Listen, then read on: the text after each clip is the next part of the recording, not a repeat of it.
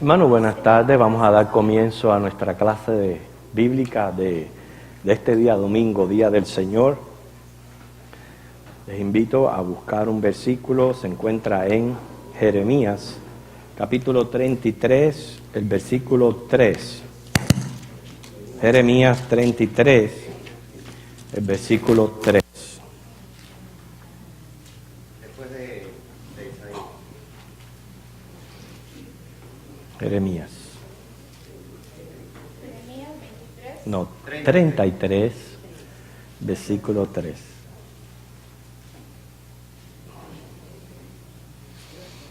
Este clamor que expresa aquí el profeta Jeremías es también nuestro. Cada vez que abrimos la palabra, ¿verdad? Deseamos que el Espíritu Santo nos muestre, nos revele, nos afirme en lo que es la sana doctrina y la verdad de sus enseñanzas. Vamos a leerlo todos. Dice, perdón, clama a mí y yo te responderé y te enseñaré cosas grandes y ocultas que tú no conoces. Ese es nuestro sentir en esta hora, Señor, que abrimos tu palabra.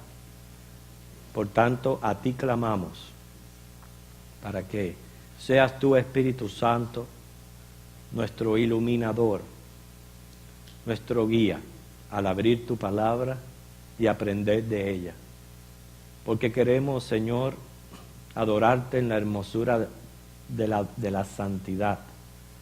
También deseamos, Señor, ser reverentes ante la verdad de tu palabra.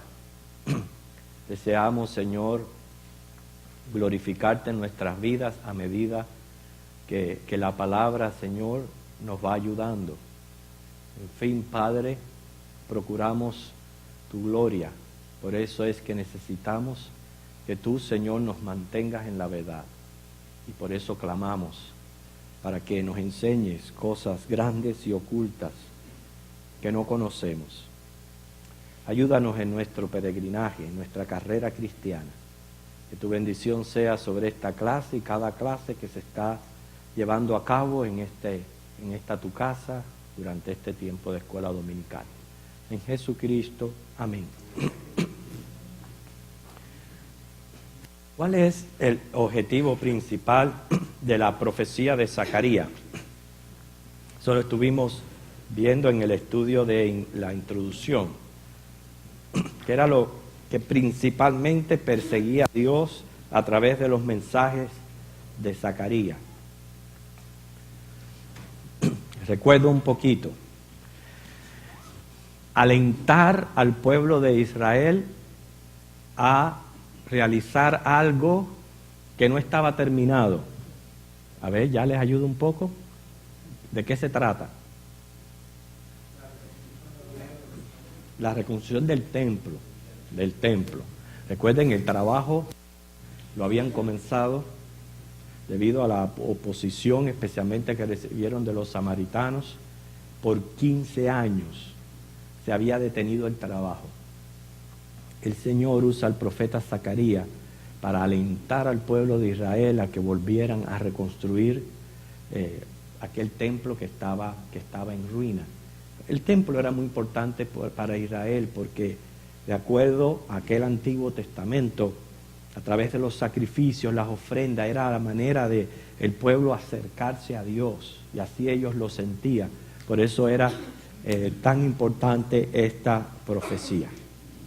Bien, vamos entonces a nuestro texto, que es Zacarías, el capítulo 1.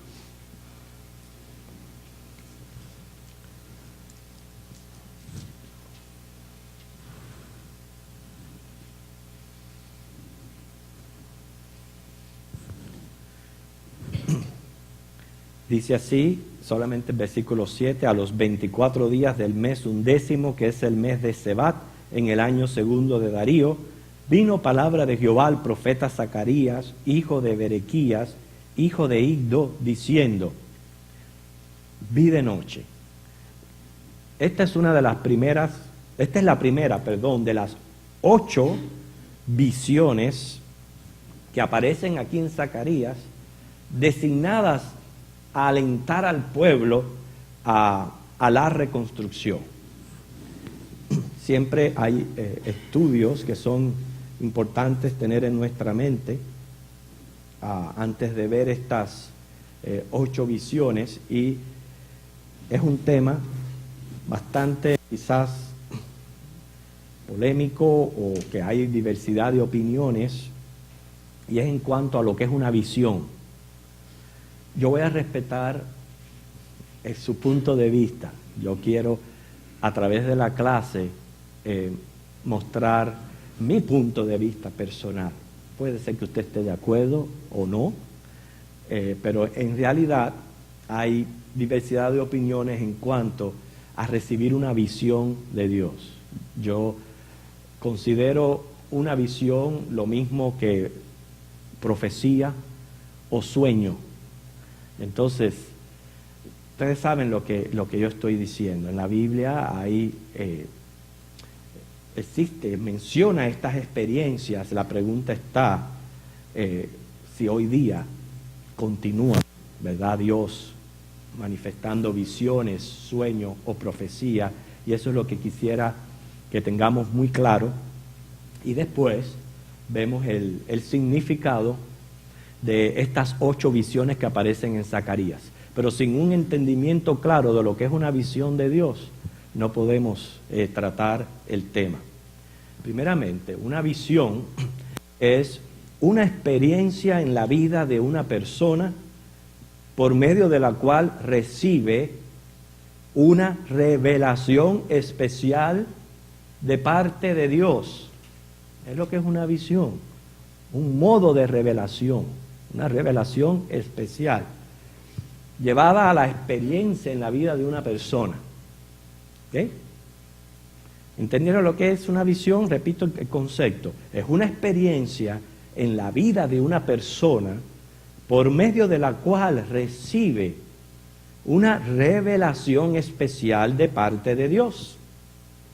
Pero como todo lo que Dios hace tiene lógica, propósito, objetivo, también lo tienen las visiones. Hay posiblemente 3 propósitos de una visión. Número 1, todo esto hay que tenerlo en mente, hermanos, a la hora de responder la incógnita si hoy día recibimos visiones de Dios. Número 1, indicar una instrucción inmediata, o sea, como un medio de instrucción. 2, mostrar el desarrollo del reino de Dios al revelar las deficiencias morales y espirituales del pueblo de Dios a la luz de los requisitos divinos para mantener una relación apropiada con Dios. En otras palabras, otro propósito de la visión era dar a entender deficiencias, sean morales o espirituales, que había en el pueblo con el objetivo de mantener una relación apropiada con Dios. Entonces, número 1, una instrucción inmediata. Número 2, mostrar estas deficiencias en el pueblo. Y también denota la revelación misteriosa, ese sería el tercer propósito, de aquello que el profeta describe como conocimiento del futuro. O sea, algo que Dios quiere revelar acerca del futuro. La visión llegó a ser un medio de comunicación entre Dios y sus profetas, y ellos interpretaban por esta vía el significado de los acontecimientos inmediatos de la historia de Israel. Por eso que Zacarías recibe 8 visiones, lo cual veremos el significado de cada uno. Ahora, la mala interpretación acerca de las visiones. Hay un versículo muy popular que se usa para afirmar que Dios continúa revelando visiones, sueños, profecías, etcétera, en nuestros días. Está en Hechos capítulo 2, el versículo 17 en adelante. Ustedes saben que esta es la predicación de Pedro en el Pentecostés, dirigida tengan esto en mente, aquella predicación era para los judíos, era la llave, la primera llave que abría el reino de los cielos a los judíos, porque después con los gentiles fue en casa de Cornelio, en el capítulo 10, pero este es a los judíos. Así que lo que habla aquí tiene que ver con Israel, con el pueblo judío. El versículo es: y en los postreros días, dice Dios, derramaré de mi espíritu sobre toda carne, y vuestros hijos y vuestras hijas profetizarán, vuestros jóvenes verán visiones, y vuestros ancianos soñarán sueños. Esta es una profecía de Joel, capítulo 2, versículo 28, ahí se encuentra, y de por cierto les doy un avance que ese va a ser nuestro próximo libro de estudio, Joel. Ahí donde se encuentra esta profecía. Sin embargo, no podemos confundirnos, ya lo he dicho anteriormente, hay profecías que son exclusivas o directas del pueblo de Israel y no necesariamente hay que aplicarlas a la iglesia. La profecía de Joel es concerniente a Israel y lo que ha de suceder en los últimos tiempos, durante esos 7 años de tribulación, en fin, la conversión de la nación de Israel. Cosas grandes va a hacer Dios en esos tiempos con ellos. Y a eso es lo que se refiere esta profecía de Joel que menciona Pedro en su discurso. No necesariamente es aplicable a la iglesia de Cristo. Tengan eso en mente, ¿verdad? Porque después ustedes van a saber por qué les digo. Así que ese es el versículo que toman de apoyo para afirmar y decir que hoy todavía Dios da visiones, da sueños, da profecías, etc. Pero es sacar el versículo de lo que es el contexto que fue dado. Pero es cierto que en el Nuevo Testamento aparecen visiones. Claro que sí. Mire, voy a mencionar algunas. En Hechos, capítulo 9, versículo 10, Ananías recibe una visión cuando la conversión de Pablo, quien a su vez Pablo recibe una visión de un varón que iba a poner su mano sobre él y él iba a recuperar la vista. Eso fue por medio de visiones.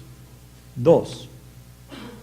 Hechos capítulo 10, versículo 3, Cornelio recibe la visión de un ángel de Dios que le indicó que fuera a buscar a Pedro, que se encontraba allí en Jope, para que viniera, y aquí sucedió la conversión de los gentiles. ¿Okay? En Hechos capítulo 11, versículo 5, quizás una de las visiones más populares del libro de Hechos, es cuando Pedro ve a un lienzo bajando lleno de animales impuros y una voz que le decía, mata y come. Eso fue otra visión. Lo cual, el propósito de aquella visión era eliminar el escepticismo que había en Pedro hacia los gentiles. En Hechos capítulo 16, versículo 9, Pablo recibe la visión de un varón macedonio rogando por ayuda. Como diciendo, pasa por Macedonia. Todo esto tuvo que ver con la predicación del evangelio en aquel lugar. Segunda de Corintios 12:1, las visiones de Pablo, ahí se encuentran las visiones de Pablo acerca del paraíso. Dice, cosas que él oyó que no se le permitió revelar. Muchos dicen que fue cuando Pablo fue apedreado y dado por muerto, que recibió esta visión. Apocalipsis 9:17 habla de las visiones que tuvo Juan, que recibió. En fin, el libro entero trata acerca de visiones de los últimos tiempos. Estas son algunas de las visiones que se encuentran en el Nuevo Testamento. Cuando se trata de visiones, sueños y profecía, que para mí todas están en el mismo plano, nosotros no somos quienes para limitar a Dios en el ejercicio de su voluntad. Yo no soy quien para decir, haces esto, no haces esto, cómo lo haces y cómo lo dejas de hacer. Él es soberano en el ejercicio de su voluntad. Sin embargo, a través de la misma palabra de Dios, yo me puedo dar cuenta cuál es la voluntad de Dios. ¿Por qué les digo esto? Ya hemos dicho anteriormente que una visión es recibir una revelación especial divina. Quiere decir que visiones y revelaciones más bien son sinónimos. Simplemente la visión es un modo de revelar un mensaje especial. Nosotros sabemos que la revelación divina son las Santas Escrituras, ¿sí o no? Esta es la revelación divina. Sabemos también, ya he estudiado aquí cuando terminamos el libro de Apocalipsis, que esta revelación está completa, porque el mismo Señor dijo que no se le puede ni quitar, pero tampoco añadir. Así que ya está completa. Y más que eso, Hebreos capítulo 1, versículo del 1 al 2, y este lo podemos leer, Hebreos 1, del 1 al 2.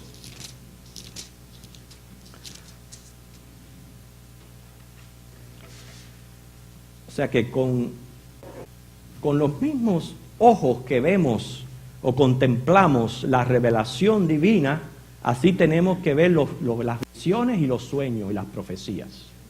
Porque todo tiene que ver con la revelación de Dios y lo que Dios quiere revelar.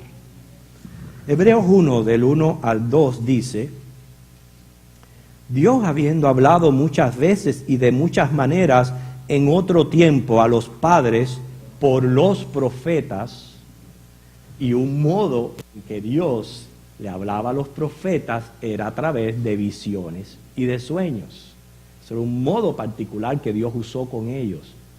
Y precisamente vamos a ver 8 visiones que recibe Zacarías. Eso lo sabemos. Dice, en estos postreros días nos ha hablado por el Hijo. A la vez que ya tenemos a Cristo, que tenemos el Evangelio, que tenemos las Escrituras, ya ese es el modo en que Dios se está revelando a nosotros los hombres. No tenemos por qué procurar otra revelación. Por ende, visión o sueño. Ustedes se dieron cuenta que todos los ejemplos que dimos de visiones en el Nuevo Testamento tenían repercusión con el Evangelio. Que no fueron situaciones particulares o personales, aunque Dios individualmente obró con visiones a esas personas, todas tuvieron que ver o repercutir con el Evangelio de Dios, comenzando desde la conversión de Pablo. Entonces hay que tener eso en cuenta. Y aquí ya dice, ya Dios nos habló por medio de su Hijo, a quien constituyó heredero de todo y por quien asimismo hizo el universo. Ahora, yo quiero preguntar a los propósitos de las visiones. Ustedes se recuerdan más o menos, me pueden resumir los 3 propósitos de las visiones que estuvimos hablando. ¿Cuál fue uno? Instruir. Vamos a definirlos así. Instruir, 1. Segundo, no, dimos 3 específicos al principio de la clase. Instruir, 2.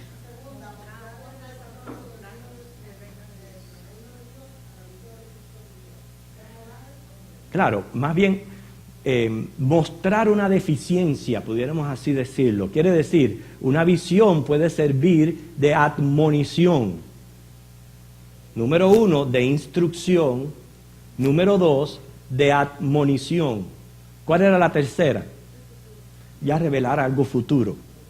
En relación a revelar algo futuro, eso sí, nosotros ya sabemos que ya todo está escrito de lo que Dios quiere en el futuro. Entonces vamos a hacerle preguntas para ver si tenemos visiones de Dios, ¿no? Porque eso es lo que queremos saber. Si hoy día Dios sigue dando visiones al pueblo de Dios. Tenemos instrucciones de Dios. ¿Dónde? En la Biblia. ¿Qué más instrucciones usted quiere de Dios? Si está bien claro. Las cartas paulinas están llenas de directrices para la iglesia. Hay instrucciones. Necesitamos que Dios dé una visión especial acerca de una instrucción cuando ya las tenemos aquí escritas. ¿Cuántos han traído la Biblia hoy? Todo el mundo tiene un ejemplar. Todo el mundo tiene un ejemplar. La tenemos. Yo no necesito una visión especial o una instrucción especial cuando está aquí. Lo único que tengo que hacer es leerla.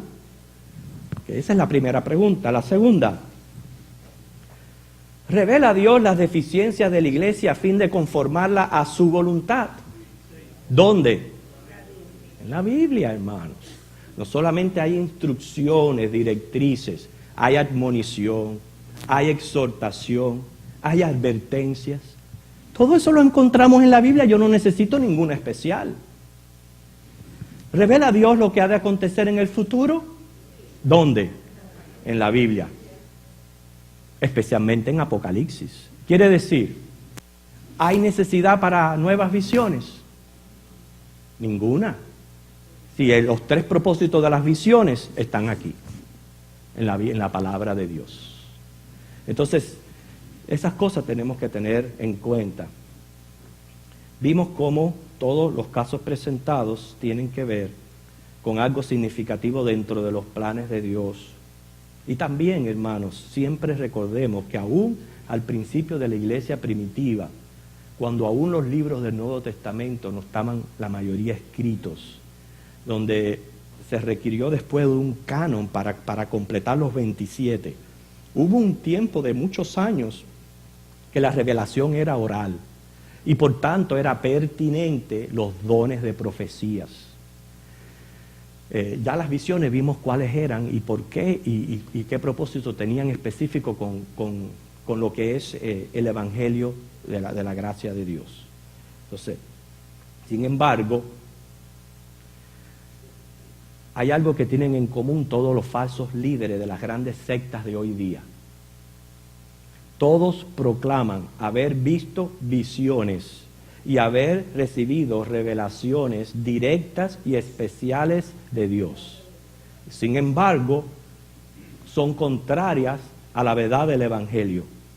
Y más que eso, porque el diablo conoce las Escrituras, recibidas durante la adolescencia, que es la etapa en el ser humano caracterizada por la inestabilidad emocional, la inmadurez intelectual y la rebeldía volitiva. Esa es la adolescencia. Y en la adolescencia fue que Carlos Russell recibió su visión. Ese es el fundador de los Testigos de Jehová. José Smith recibió su revelación, fundador de los mormones. El profeta Mahoma, los musulmanes. En estos tiempos de juventud, que todo el que tiene adolescentes sabe muy bien qué es lo que pasa por sus mentes y todas las cosas, fue que ellos recibieron estas visiones y estas revelaciones. Miren el resultado hoy día por estar creyendo a esta gente y no creerle a la palabra de Dios. Hay a veces que a mí me preguntan, pastor, ¿qué visión usted tiene para la iglesia? Lo único que yo le puedo decir es la que está en las Escrituras. Es la única visión que yo tengo para la iglesia. Instruir la iglesia como está en las Escrituras, darle exhortación a la iglesia como está en las Escrituras y enseñar la escatología que está en las Escrituras. Esa es la visión para la iglesia. En todas las demás cosas nosotros somos guiados por el Espíritu de Dios y también por lo que es el gobierno de la iglesia en sí. Pero en cuanto a visiones, esa es la visión única que podemos tener de la palabra de Dios. Porque ese es mi punto de vista. Pero yo quiero también escuchar de ustedes a ver si ustedes creen que es razonable o no, o efectivo. Dios todavía hoy manda visión y manda sueños, etcétera, etcétera. ¿Qué ustedes creen? Manuel.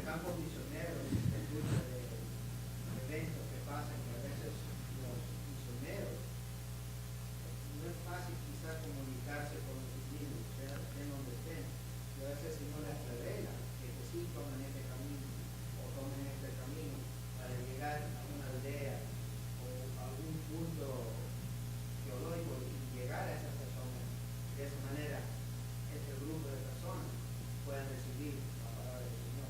De otra manera,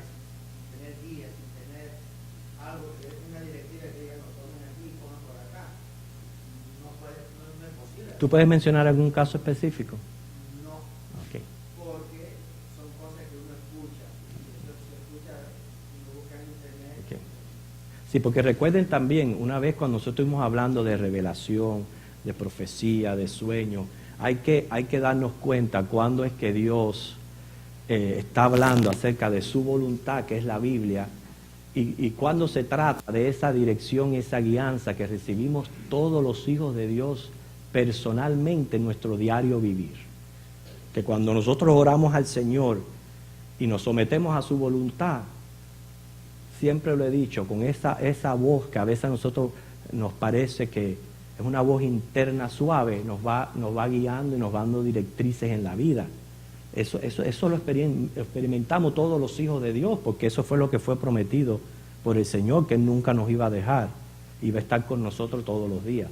Pero eso es muy aparte al ejemplo de estas visiones que estamos viendo. Estamos viendo algo que objetivamente se ve, que tiene un significado particular que Dios quiere usar, o para instruir, o para señalar una deficiencia, o para mostrar un futuro. Ese es el sentido de las visiones en la Biblia. ¿Entiende? A ver, alguien más me había levantado la mano, hermano Carmelo.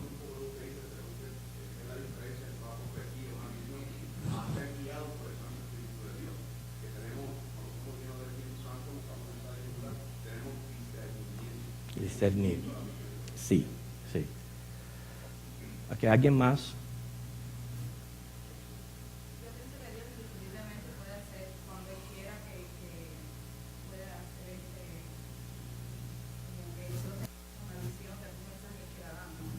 Pero no creo que no creo que sea necesario porque todo lo tenemos en la Biblia. Bueno. Si necesitamos un consejo, vamos a la palabra de Dios. Si necesitamos lo que nos enseñe, vamos a la palabra de Dios. Todo está escrito. La cosa está, como yo dije anteriormente, yo hice esa aclaración para que nunca el hombre se atreva a desafiar la voluntad soberana de Dios y a decir esto y lo otro, cuando nosotros hablamos en nuestra finitud humana. Pero lo que Dios nunca va a contrariar es su propia palabra. Él nunca va a contrariarla. Y si una visión es una revelación especial de Dios, no lo busquen por otra manera, es una revelación especial de Dios. Y ya en Hebreo claramente Él dice, en estos postreros tiempos, como ha hablado por medio de su Hijo, es cuando yo encuentro que todo lo que pueda Dios instruirme, mostrarme, está en la Biblia. Está en la palabra de Dios, así es como yo lo veo. Okay. Hermano, Hay que tener bien en cuenta y conocer los hermanos una cosa y contexto del pastor. Una cosa es que una persona recibe una visión o alguien se le aparezca y le diga algo distinto, porque Satanás ocupa esos momentos, y quizás también puede ser la debilidad de tu corazón, el querer saber cosas que no te es revelado. eso está muy bueno. Entonces Satanás se ocupa de Sí. eso para engañar a la iglesia.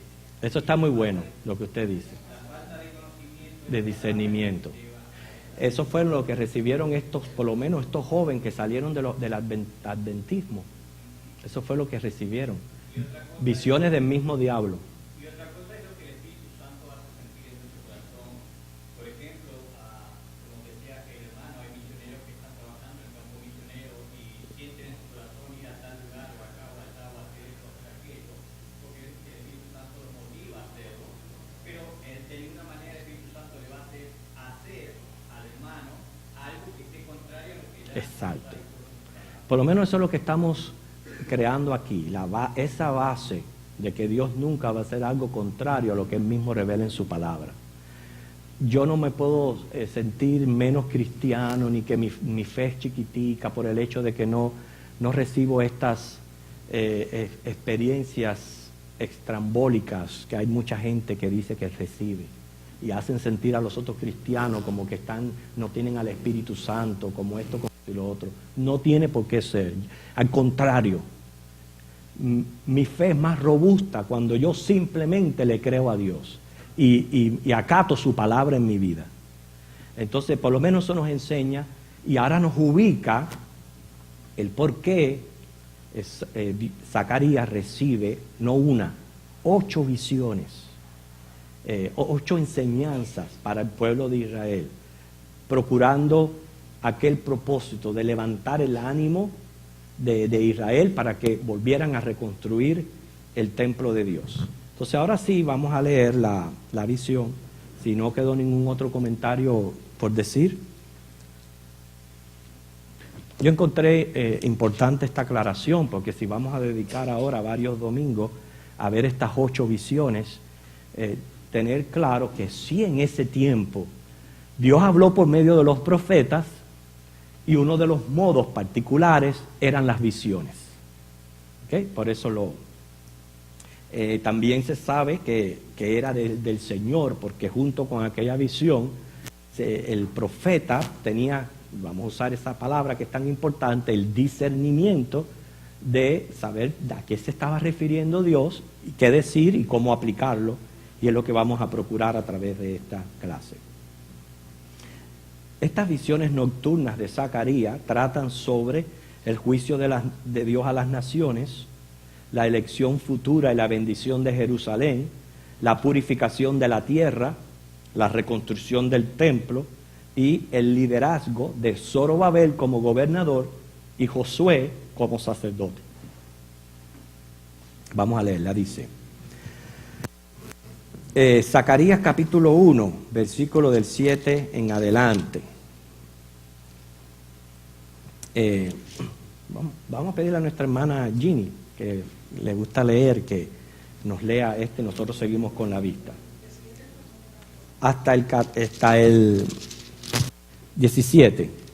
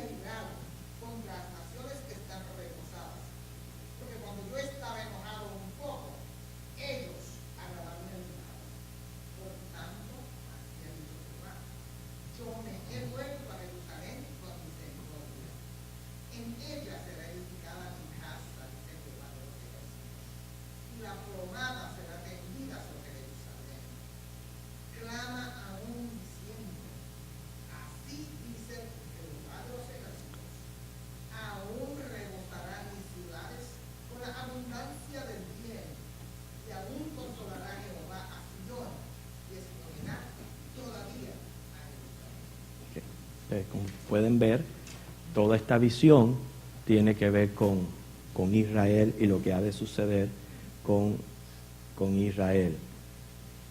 ¿Cuál es el significado o la esencia en sí de la visión? Decirnos simplemente que Dios está airado con los gentiles que reposan mientras su pueblo sufre.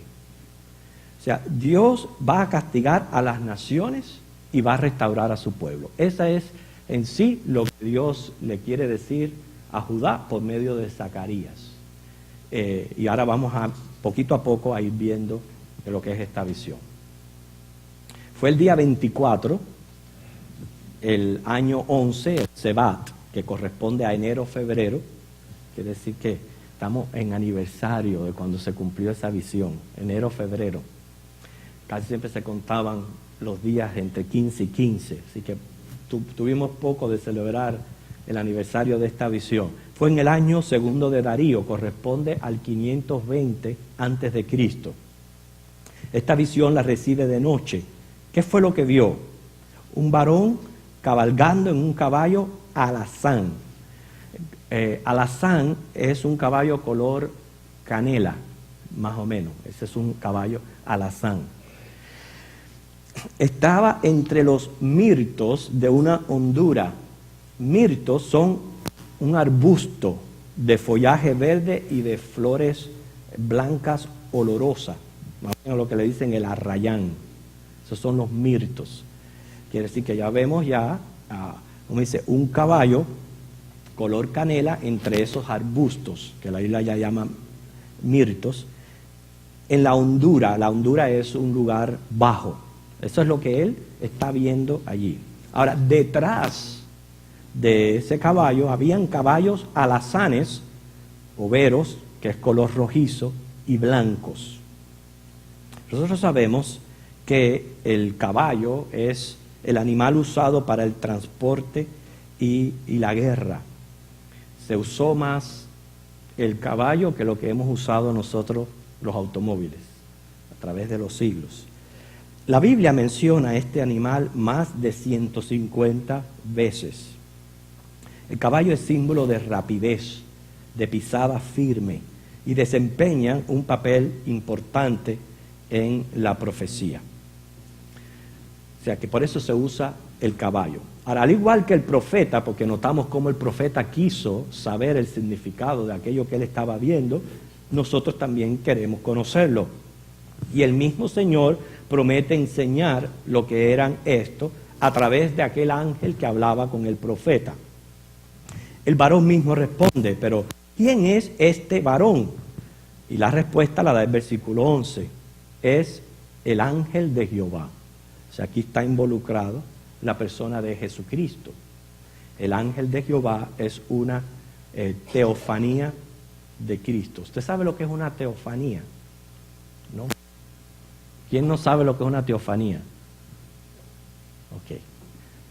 Una teofanía es una aparición física o una manifestación personal de un Dios a una persona. Tenemos que usar Dios porque el diablo puede usar también teofanías. Se puede vestir como ángel, disfrazarse como ángel de luz y aparecerse. Es decir, una teofanía es o una aparición física o una manifestación personal de un Dios a una persona. Nosotros sabemos que Jehová es invisible, Él es espíritu. A Él nadie lo ha podido ver jamás. Eso lo afirma 1 de Timoteo 6:16. Y Éxodo 33:20 dice que el ver a Dios resulta mortal. Entonces, ¿cómo vemos a Dios? Dios no se revela a la vista común, sino a través de teofanías. Y hay 5 formas de teofanías en que Dios se ha revelado al hombre. Número 1, en forma humana. Esta es la que corresponde al ángel de Jehová. El ángel de Jehová es un título, no es otro más que el mismo Jesucristo. Es la forma más usual en que Dios se manifiesta en el Antiguo Testamento. Este ángel es identificado con el mismo Jehová, según Génesis 16, del 7 al 13. Se manifestó a los hombres en la persona del ángel de Jehová, es el ángel del pacto. ¿Y por qué se usa ángel de Jehová? Porque ángel significa mensajero. No es que Jesús en esencia sea un ángel, eso es lo que equivoca a muchas personas. No, Él es Dios. Lo que pasa es que como Él viene y se manifiesta con una misión porque Él viene con una misión. Es por eso que se le dice el ángel o el mensajero de Jehová. Por eso es que se usa ese título. No es porque en esencia Él sea un ángel, sino porque es su misión en ese momento. Pero es de un orden totalmente distinto y uno con Dios. Ángel de Jehová es las apariciones de Jesucristo antes de encarnar.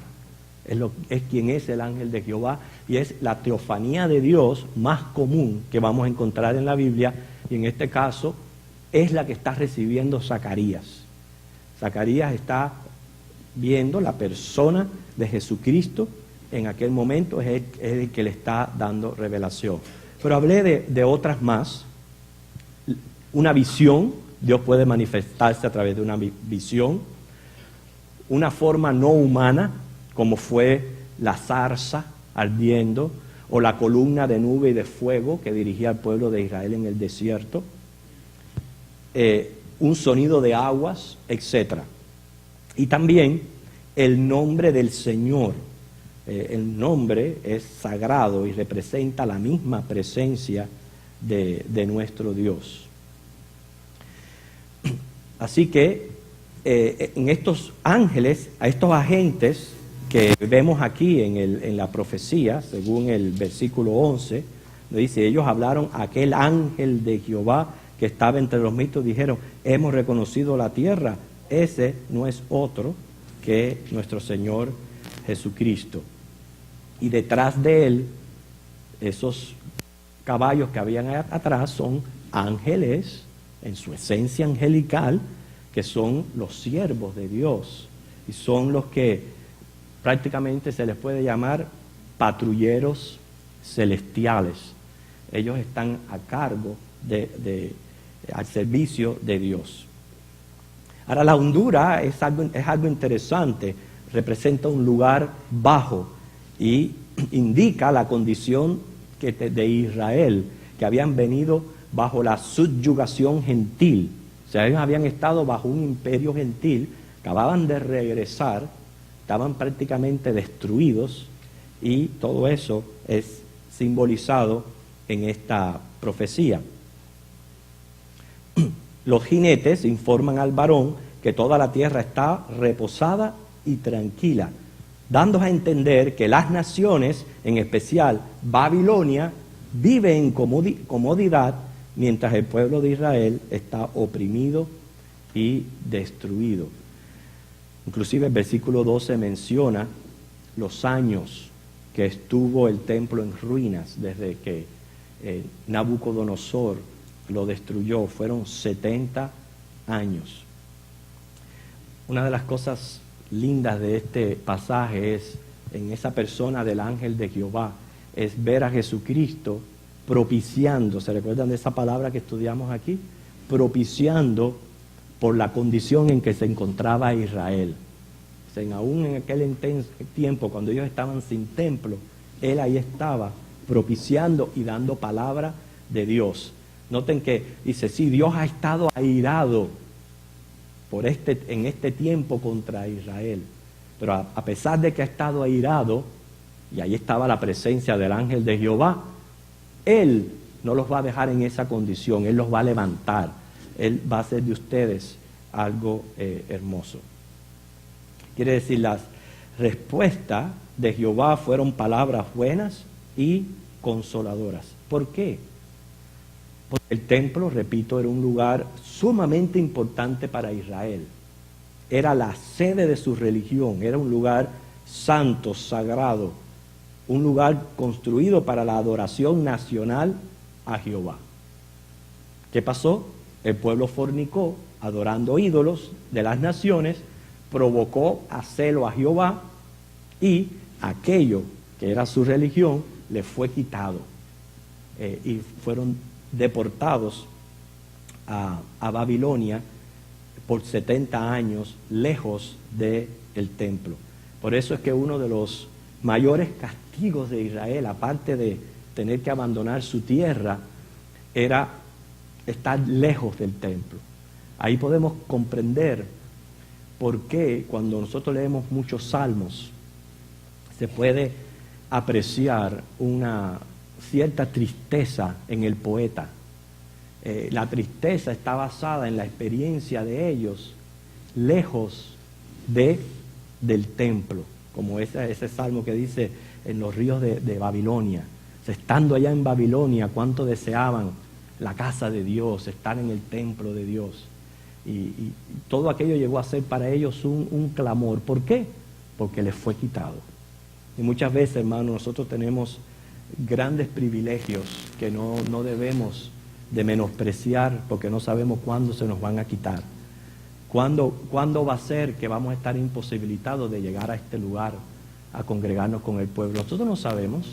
Yo conozco hermanos nuestros están imposibilitados de llegar al templo por su condición física. No es que no quieran, no, ellos desean estar aquí, pero no pueden. Sin embargo, ¿cuántos hay que tienen el privilegio, tienen la capacidad de hacerlo y lo toman de balde? Eso pasó con Israel. Les fue arrancado el templo, junto con el templo fue como si aquella cercanía de Dios se fuera. Claro, inmediatamente se sintieron desamparados, se sintieron lejos de Dios. Y por eso es que es necesaria esta profecía. Fíjese, esta profecía les dice, por medio del ángel de Jehová, por eso es que es tan importante su presencia en medio de esta visión, porque Él es el propiciador, no solamente de nosotros, en aquel tiempo también. Él es el propiciador, y por medio del propiciador se le asegura a Judá, ustedes van a volver a reconstruir su templo. O sea, van a volver a poder ejercer su culto y su adoración a Dios. Aunque esté todo en ruina y destruido, pero así va a ser. Esas son buenas noticias, como lo es el Evangelio a nosotros. Los versículos 14 al 15 dice, y me dijo el ángel que hablaba conmigo, clama diciendo, así ha dicho Jehová de los ejércitos, celé con gran celo a Jerusalén y a Sión. Estoy muy airado contra las naciones que están reposadas, porque cuando yo estaba enojado un poco, ellos agravaron el mal. Dios celaba a Israel, cela a su pueblo, y aunque es cierto que lo provocaron a celo y Dios les castigó y Dios estaba airado con Israel, y usó a estas naciones para juicio y castigo de Israel, lo que hicieron estas naciones fue que agravaron el mal, se sobrepasaron en hacerle daño al pueblo de Israel. Quiere decir que eso provocó todavía más ira en Jehová. Lo mismo que sucedió con Jesucristo. Jesucristo iba a dar su vida en la cruz del Calvario, pero hermano, con él se exhibimaron. Si se hubiera visto como alguien, un reo normal, destinado a morir en la cruz, bueno, lo hubieran clavado en la cruz y ya, pero nosotros sabemos a través de la historia que no fue nada más que una crucifixión. Los romanos se ensimismaron con él, hermano, acabaron con él, se ensañaron, esa es la palabra, perdón, que estaba buscando. Y es lo mismo que está ocurriendo aquí con estas naciones, que los jinetes esos que estaban detrás, dice, fueron a recorrer el territorio, ¿y qué vieron? Las naciones gentiles muy tranquilitas, estaban reposando, todo bien, mientras que Judá estaba bajo ruina y en destrucción. El Señor dice, esto no puede ser, porque esas naciones hicieron más de lo que tenían que haber hecho contra mi pueblo de Israel, y por eso es que yo les tengo su merecido. Por eso dice, por tanto así ha dicho Jehová, yo me he vuelto a Jerusalén con misericordia, en ella será edificada mi casa, dice Jehová de los ejércitos, la plomada será tendida sobre Jerusalén. Es interesante que una vez vino la plomada, pero la plomada vino para destruir. Ahora la plomada está presente, que es el símbolo de construcción, pero para reconstruir. Pero aún así se le dice, clama aún diciendo, así dice Jehová de los ejércitos, aún rebosarán mis ciudades con la abundancia del bien, aún consolará Jehová a Sión y escogerá también a Jerusalén. Entonces, si leemos la visión de nuevo, vi de noche, he aquí un varón que cabalgaba sobre un caballo alazán. ¿Quién es ese varón? El ángel de Jehová, Jesucristo. ¿Okay? El cual estaba entre los mirtos que había en la hondura. Ya sabemos que hondura era la condición baja o la deplorable en que se encontraba Judá como nación. Detrás de él había caballos alazanos, overos y blancos. Si hay caballos, hay jinetes. ¿Quiénes son estos jinetes? Ángeles. Son los siervos de Cristo, siervos de Dios, y siervos que están listos para, en cualquier momento, pues, entrar en acción.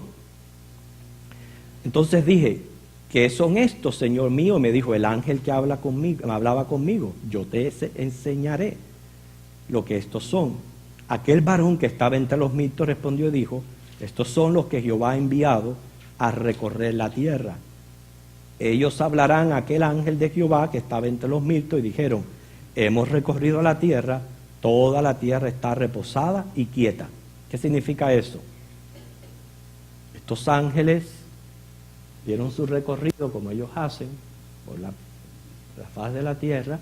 Las naciones gentiles estaban en reposo, especialmente Babilonia, que fue la que causó la destrucción, y ese es el reporte que traen estos ángeles.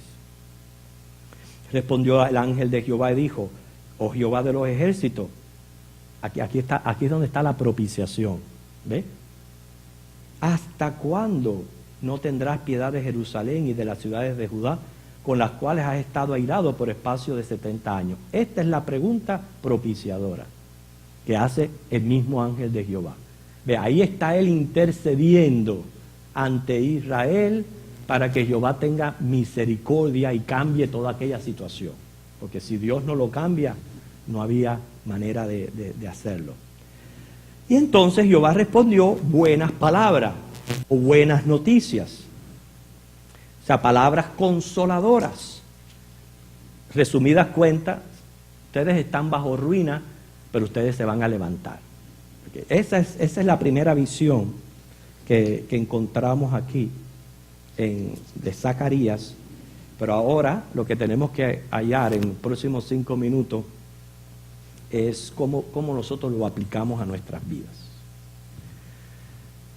Todo el mensaje de Zacarías es un llamado a volver a Él, a reconstruir nuestras vidas o a continuar lo que hemos comenzado a hacer en Cristo Jesús.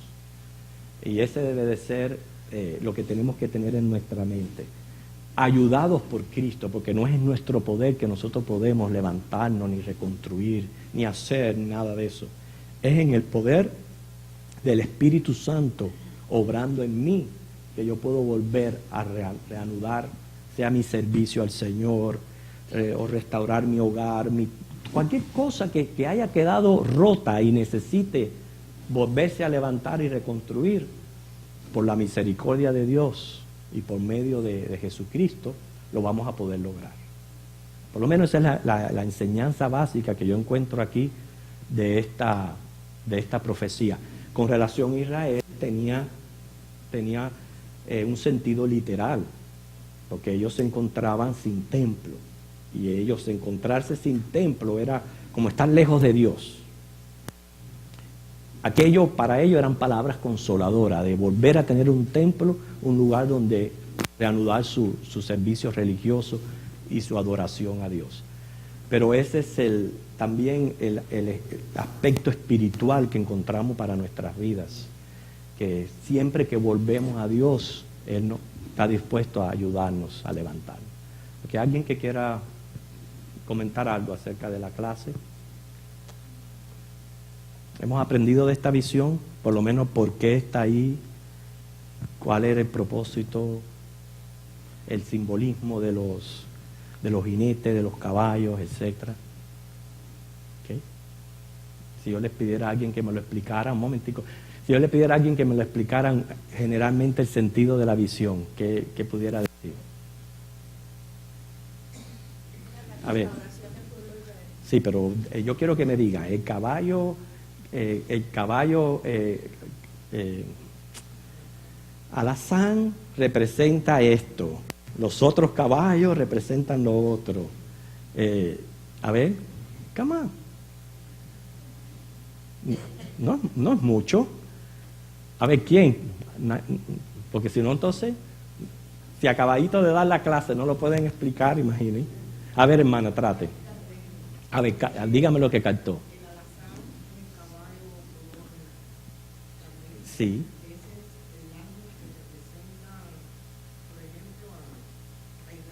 No. Mira, me alegro que pregunto, porque no pueden irse con esas dudas. Ese es el ángel de Jehová. Y el ángel de Jehová es Jesucristo. ¿Y por qué está Jesucristo en medio de todo eso?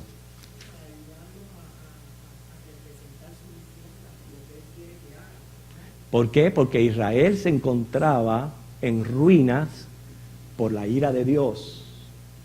Se le está pidiendo a Dios misericordia, pero quien se lo está pidiendo es el propiciador, es Jesucristo.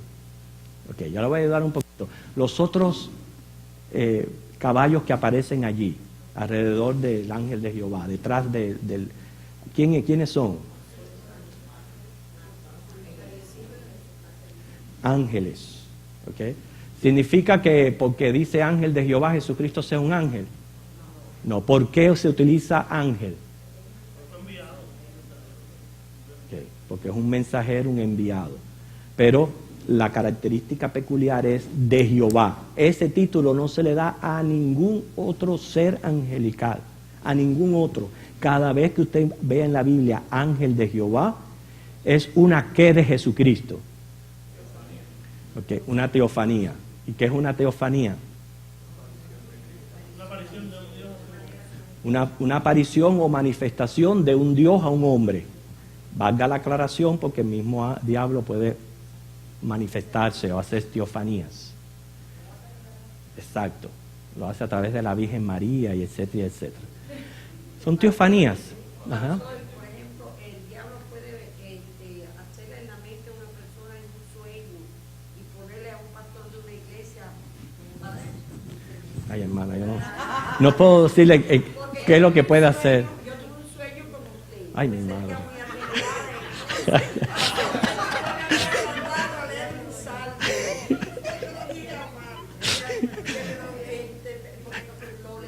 Sí. Sí. Bueno, hermana, mire, antes de uno buscarle un significado a un sueño, uno tiene que preguntarse primero, ¿qué comí la noche anterior? No se puede confiar mucho en los sueños. Ok. Dime tú. Bueno, en resumidas cuentas, todo el objetivo aquello era, ¿cuáles eran las buenas palabras para que Zacarías debía de anunciarle a Israel? ¿Cuáles eran las buenas palabras que el ángel de Jehová le comunicó? Cuando él recibe el informe de que las naciones que habían destruido a Israel estaban todas en reposo, ¿cuáles son las palabras buenas que entonces el profeta le tiene que dar al pueblo? Y los iba a levantar. Los iba a levantar. Quiere decir que no importa cuánto haya caído, cuánto me sienta destruido, en el poder de Dios y por Cristo yo siempre puedo volverme a levantar. Eso es lo que podemos llevar en nuestros corazones. Hermano, dígame usted, René. Ok, bueno, si no está en lo que es la clase, ya por lo menos llevamos una idea general de lo que es esta primera visión. Recuerde, son 8, cada una va a tener un significado y va a tener una lección práctica y objetiva para nosotros. Nos ponemos en pie y nos despedimos.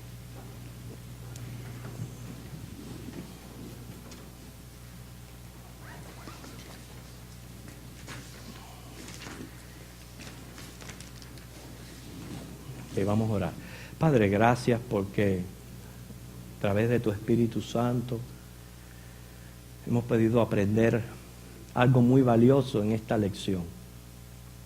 Yo sé que el pecado destruye nuestras vidas, sobre todo nos aleja de ti, pero sabemos que Cristo es nuestro propiciador y misericordiosamente Él siempre nos levanta, nos ayuda y trae buenas palabras y buenas noticias a nosotros, que si confesamos nuestros pecados, Él es fiel y justo para perdonarnos de toda maldad y restaurar nuestras vidas y volvernos a poner en servicio a Dios y volver a restaurar todo lo que se ha roto debido a la lejanía. Bendícenos en este aspecto para que esto pueda quedar grabado en nuestros corazones y ahora prepáranos para el culto de adoración en Jesucristo. Amén.